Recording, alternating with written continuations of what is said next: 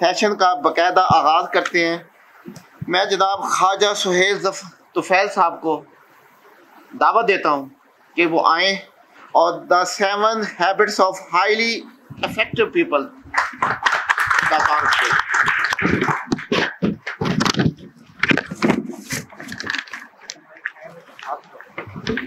बिस्मिल्लाहिर्रहमानिर्रहीम।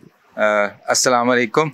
मैं ख्वाजा मज़हर सिद्दीकी साहब का मशकूर हूँ कि उन्होंने मुझे दावत दी इसकी बुक रिव्यू सेशन की। तो इन्होंने जब मेरे से पूछा कि जी बुक रिव्यू सेशन करना है तो कौन सी बुक पे आप रिव्यू करना चाहेंगे, तो जो पहली किताब मेरे जहन में आई वो यही थी। कोई मैंने लगभग 15 से 16 साल पहले पढ़ी थी और उसके बाद जो है वो बहुत बार जो है वो किताब दोबारा ख़रीदी पढ़ी, क्योंकि होता ही है कि कोई दोस्त मांग के ले जाता है किताब और फिर किताब मेरी लाइब्रेरी में रहती नहीं है, तो फिर दोबारा बाय करनी पड़ती है। और कई दफ़ा पढ़ी भी और कई दफ़ा पढ़ाई भी। और इस किताब ने जो है वो जब भी मैंने उसको दोबारा पढ़ा तो न्यू इनलाइटनमेंट हुई मेरी, ज़्यादा उसकी समझ आई, इदराक मेरा बेहतर हुआ कि ये मैसेज क्या है। थोड़ा सा तारुफ मैं मुसन्निफ़ का करा दूं और फिर इस किताब का भी। इस किताब के हवाले से ये है कि इसकी ये बेस्ट सेलर रही है बहुत सालों तक और 15 मिलियन यानी 1.5 करोड़ कॉपियां जो हैं इसकी फ़रोख्त हो चुकी हैं। और इसके जो मुसन्निफ़ हैं स्टीवन कवी, कोई कोवी प्रोनाउंस करता है, कभी प्रोनाउंस करता है, स्टीवन कोवी ज़्यादातर प्रोनाउंस करते हैं। स्टीवन कोवी जो हैं वो 25 most influential persons in history, उनको जो है न्यूज़ वीक ने लिखा है कि he is one of the 25 most influential people in human history. आप इससे अंदाज़ा कर लें कि जो है अमेरिकन जो सोच है, थॉट है, उसमें उनके बहुत ज़्यादा असरात हैं।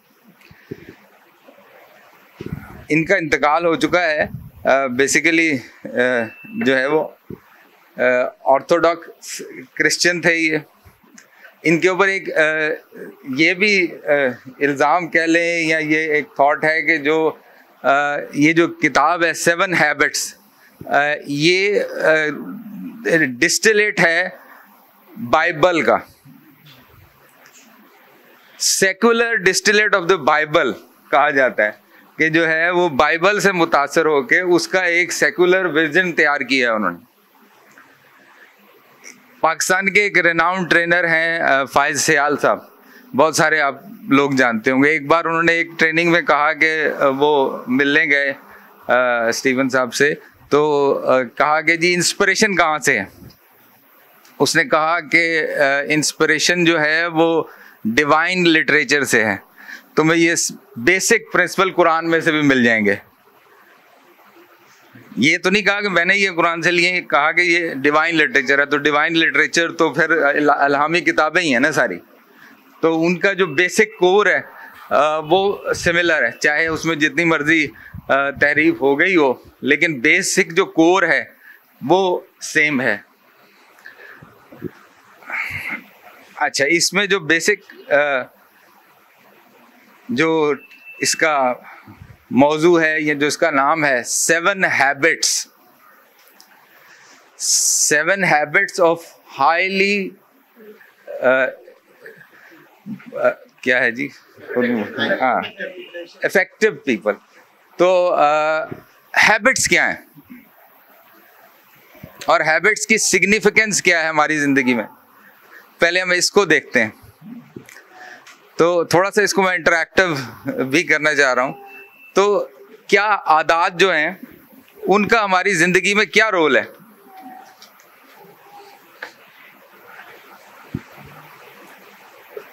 ये इंसान का कामयाब और नाकाम आदत की जो डेफिनेशन की जाती है वो ये है कि वो अमल जो आप बगैर कुछ सोचे हुए, without giving any thought, automatic trigger हो जाता है और आप वो करने लग जाते हैं, बिल्ट इन हो जाता है, जिसके लिए आपको कोई बहुत ज़्यादा सोच समझ का मुजाहरा नहीं करना पड़ता। अगर मुझे बचपन में नमाज की आदत डाल दी है वालिदैन ने, तो जैसे ही अजान होती है तो मुझे बहुत ज़्यादा जोर नहीं लगाना पड़ता, सोचना नहीं पड़ता कि यार जाऊं ना जाऊं, यार फलाना काम भी है, ये भी है। I automatically without giving a second thought I go away and नमाज पढ़ लेता हूँ। अगर मुझे वो आदत नहीं डाली गई बचपन में तो फिर मुझे सुनता भी हूँ लेकिन अनसुनी होती है, क्योंकि वो ट्रिगर नहीं हो रहा होता, वो ऑटोमेटिक अमल नहीं चल रहा होता, या फिर कोई और सोच आ जाती है, वो टेक कर लेती है कि यार वो असाइनमेंट भी पड़ी है, फलां बंदे से बात भी करनी है, वो बाद में कर लेंगे।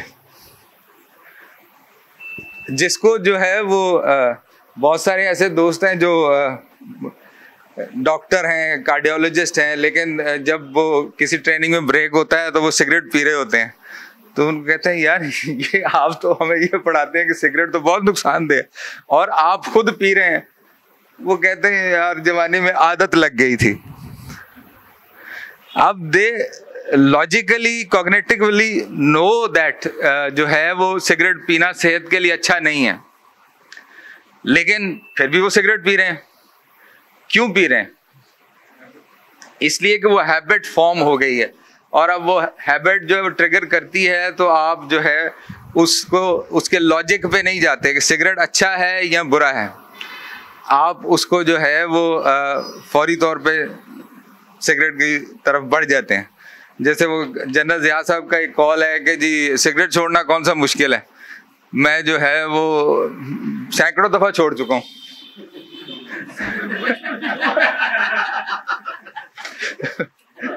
तो रात को छोड़ देते हैं, सुबह दोबारा पी लेते हैं। तो वो जो आदत ट्रिगर करती है तो आदमी सारी अपनी विल पावर के बावजूद बेबस हो जाता है। अच्छा जी, इसमें ये तो बुनियादी हो गया हैबिट के हवाले से। अब एक आदत जो है वो कैसे बिल्ड होती है?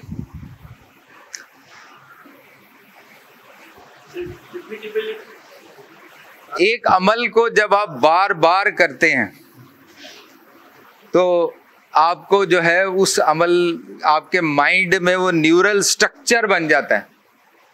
हमारा जो दिमाग है वो न्यूरॉन्स पे मुश्तमिल है, और वो न्यूरॉन्स जो है आपस में जब नेटवर्क करते हैं तो एक न्यूरल स्ट्रक्चर बनता है।